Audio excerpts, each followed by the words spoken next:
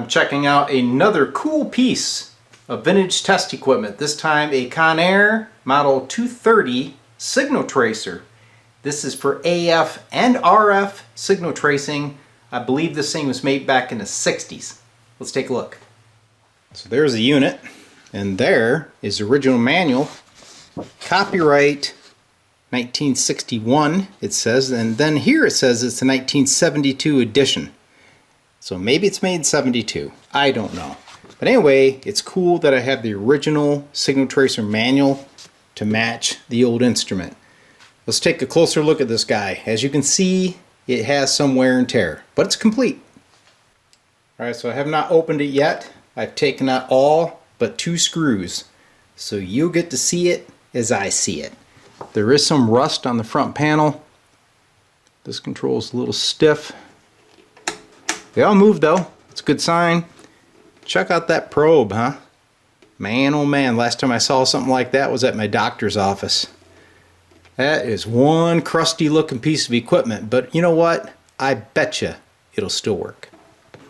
So yeah, it's a little signal tracer, and on the left side is the speaker grill.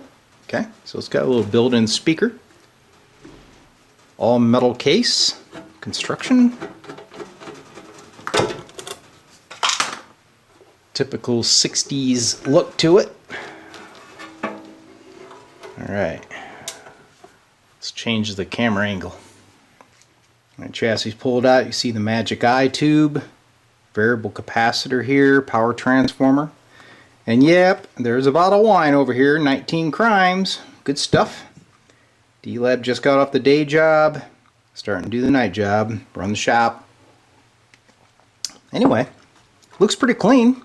A little dusty. Let's look underneath.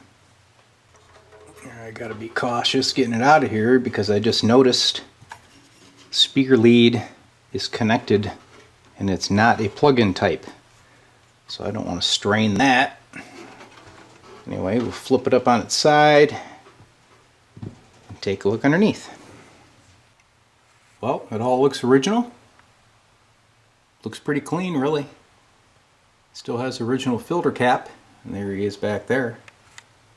I'm sure the switches need to be cleaned. We'll hit all that, and then we'll bring it up on a variac. Alright, so looking inside, there's the original little 4-inch speaker. And I noticed down here in the corner, looks like there's some moisture. I'm not sure what that is, because there's no signs that anything got spilt on it. Who knows what that was? Maybe remnants of another bug. So I'll give you a close-up view of the chassis, filter cap, probably the rectifier tube, some other little oscillator tubes, variable capacitor, another control here, and that's the rear of the magic eye tube. Here's the rear of the cabinet, and then I thought this was interesting. Take a look at the homebrew silicone feet. Obviously the original's probably deteriorated, but I'll put some new ones on this thing. Well, before I power it up, here's a close-up of the front panel. You can see the controls there, and I believe one of these has a power switch on it. Maybe it's this one? Yep, there it is. So we're powered up, but I have not applied power yet because we're going to do that with a variac, right? So turn the variac all the way down. We're going to bring it up slow. Let me kill the shop lights.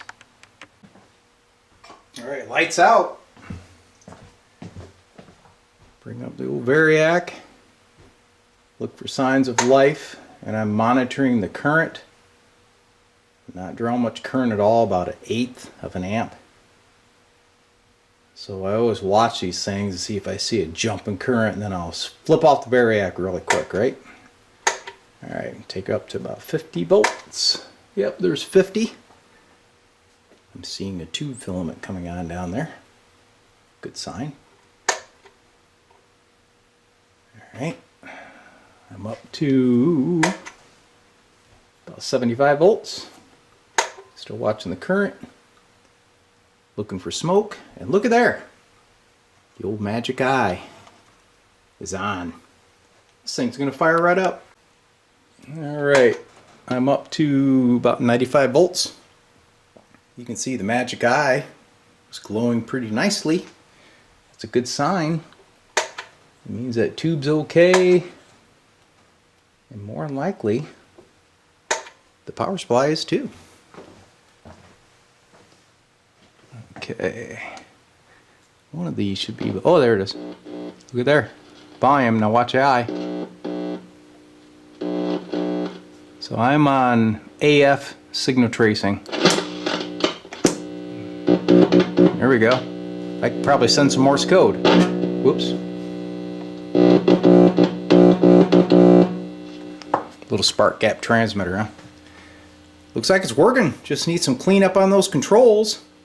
Clean the inside of that cabinet, get some new feet on it. I bet you this thing's ready to go. Well, what I thought were replacement silicone feet was actually just some silicone pads, because all this cabinet has is these little metal nubbies for feet. Either way, the silicone's got to come off. Alright, I'm going to get the cobwebs out of here. Give this thing a little cleanup.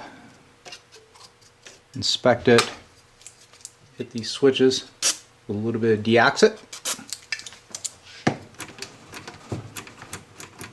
Get this thing ready for another life.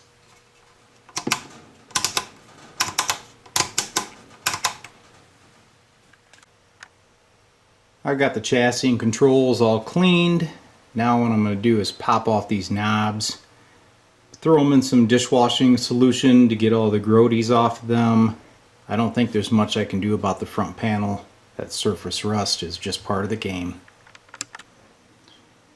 I've removed the knobs, and behind them, as you can see, we have some fine crustoleum, years of skin cells and whatnot that has accumulated behind the knobs.